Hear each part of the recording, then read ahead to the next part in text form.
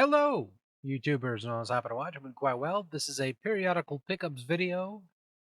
So trying to test out some of the software I got a hold of, but I wanted to mostly test out this said software and just see how it works, as well as see if I can goof around with it and do something with it. So I'm going to show a couple items I ended up picking up over time, and if you've already seen a couple of these, it's mostly kind of like an overview for now. The price of gaming has definitely gone up. I mean, that much is certain. As time goes on, so doesn't the price of video games. So, for me personally, I've just been slowing down radically with that. There's been a lot of PC titles, a lot of console games that have actually ported over to Steam and PC and all that. And most of the collection I already have already. For example, games like Galvarius here, or Golvarius, Valley of Doom, stuff like this has just simply gone the hell up. So, as a collector as myself, it's sort of like it's a thing that at this point now, okay, you already have a good enough collection. What do you do with it? And someone can chime in, jokingly and say, just sell it all now. You've done what you have to do. No, it's for me personally, I've found where that sweet spot is with collecting. So what do I do with it now? What do I do with it now? Um, Basically, what I do besides using stuff such as RetroArch to back up and play some of my stuff if I, feel inclined.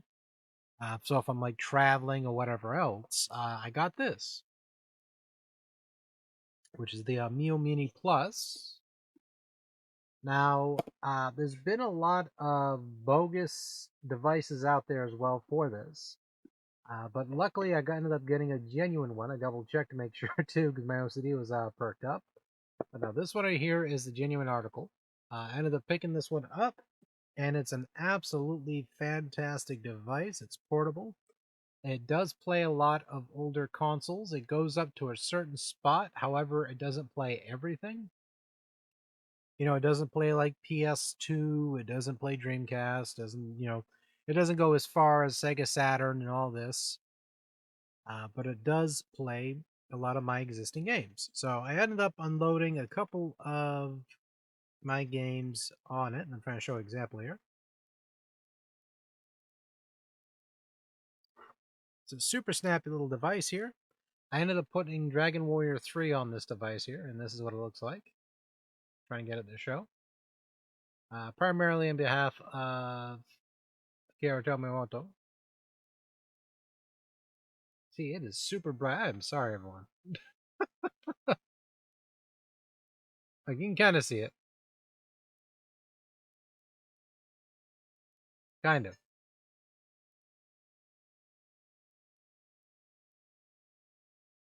Yeah, super bright. You get the idea. See if I can do it this way. See if I can get it really close. There you go. See, very vibrant, very bright. Like I play things such as Zargon on the MS-DOS. So again, it plays a lot, incredibly good emulation, especially for a lot of my handheld-based games, a lot of my GBA stuff. I try to play some of that on there as well to kind of, again, just so if I'm traveling, this is pretty small. It's not heavy at all. I can just fit this directly in my pocket, no problem. I got this color here as well because, again, it reminded me of the N64. I thought it was appropriate. And again, absolutely fantastic device. Plays great. Again, just a sort of like an option for myself when I want to go traveling. I'll have something I can kind of carry with me, and it's light. It's durable. It has all kinds of great gaming on here, and overall, just a really cool piece of tech. This is technically my first handheld, retro console kind of thing too, like this. Besides the Game Boy and all this. Yeah, really cool thing. Really enjoy it. So, moving on here, I ended up getting this collection. Now, this is something I picked up over time. Now, you can tell, besides that little device there, the rest is just going to be PC gaming. So, I do apologize for all those who are like, about that. But this right here, I ended up picking up the Ultimate RPG Archives, the Interplay one, of course. So it comes with this big hefting all book, which of course in the back shows you all the games that are included in this collection right here. Comes with all the Bard's Tales. Comes with just about all the Might Magic games. Just about. I'm saying just about, not all of them. Comes with Dragon Wars, Ultima Underworld 1 and 2, Wasteland, and Ultima Brain Fart. Sorry, having a brain fart. Ultima Wizardry Remake. There we go. Yeah, basically it comes in this nice little sleeved collection here. Yeah, Wizardry Gold. Yeah, I'm having a brain fart. Don't mind me. I looked right at it. I was like, oh, fill in the blank here. Yeah, it comes with this absolutely fantastic collection. I ended up picking this up because one, it was cheap, and two, I wanted to have like a physical means of backup for these games, just in case I can't get to the online or something, and I have a hankering to play something such as the Bard's Tale and everything else, things like that nature. Because an RPG or an old CRPG definitely does suffice if you're in a situation where you're not able to get to the internet or whatever. So absolutely fills in that void for sure. Another one here that actually fills in the void quite well is this one right here, which is Lexicross, which is one part word search, which is basically like Wheel of Fortune, and also like Battleship, or I guess you'd say it's like Battleship or like a typical game show back in the day. Now, Interplay published this one here. This is from Platinumware. Again, absolutely quirky game, and overall just one of those cool little games that you can pick up and just play. And it's a very simple title. Took me a minute to realize what it was. I was like, oh yeah, this is Wheel of Fortune. Okay, so once I figured that out, you just play it and play it and play it, and it's fun. It's addicting. So it's again one of those titles that I think it kind of got lost the waves of time because not a lot of people bring this one up. It isn't because of an unnecessary reason. It's just one of those games that are very niche, I think. I mean, it got put out there. I mean, the selling point obviously is the front art. You know what I'm saying? So yeah, that was pretty much it. And then the next one here, which I ended up picking this one up over time, and I've shown this one in a video as a demonstration, but ended up picking up Power Slade for Exhumed. Now, I ended up getting this one here. I'm not going to open up the box, but it comes with a bunch of different elements here. It comes with a CD, which you can install the game off the CD. It comes with a thumb drive, which is a lot easier for those who don't want to open up the sealed copy of the disc, and has all that stuff on that as well. So you have all these little options. Comes with some pins. It's an overall really fantastic little box set. Definitely for the collector wise, absolutely fantastic. Comes with a gorgeous poster on it in here, which I want to laminate at some point. Not laminate. What am I saying? Picture, poster, frame, something, Metal Gear Solid at some point because it's just again awesome poster. Like I've showed it to you in the other video. You can check that out if you want. And last but not least, the last item I ended up picking up here, which was the new Math Blaster Plus. Obviously math. Now, I'm much older than you probably would expect, because this neckbeard face here is pretty old. For most Zillennials standards. But basically, this one right here is mostly a nostalgia trip for me. Now, as a kid growing up, obviously I had a different version to this, but I ended up coming across this version as well over time. So between my brother and my dad there, they ended up getting different floppy drive or discs over time, or my father would pick up different pre-owned PC software items over time. And this ended up being within the pile. And really cool. This again was released in 1991, and absolutely cool piece of software. Because this one is kind of loose, I can kind of just take it out of here, no problem. It doesn't bother me.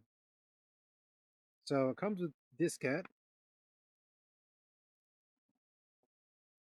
Making sure nothing else is in the box. Nope.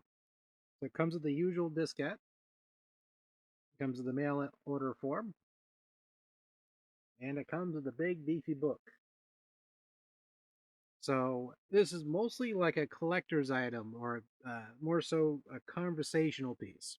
There's obviously nothing in this household that I can have necessarily besides like one thing I have sitting in this room here is able to pull anything off these type of discs, and if I do, it's like a freaking gamble. So besides me getting Hex Heresy of the Wizard off the disc, I was very fortunate for that to happen and grabbed it in time and everything. But beyond that,